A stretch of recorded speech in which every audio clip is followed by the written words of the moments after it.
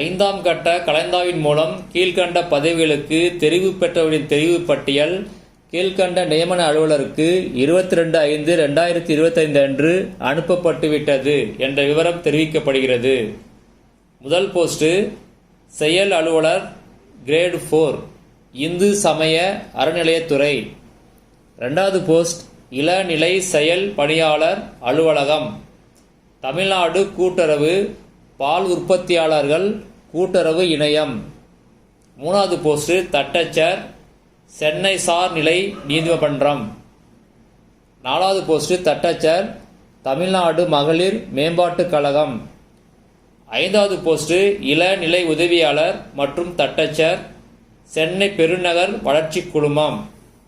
ஆறாவது போஸ்ட் சுருக்கெழுத்து தட்டச்சர் கிரேடு 3 மருத்துவம் மற்றும் கிராம சுகாதார சேவைகள் துறை.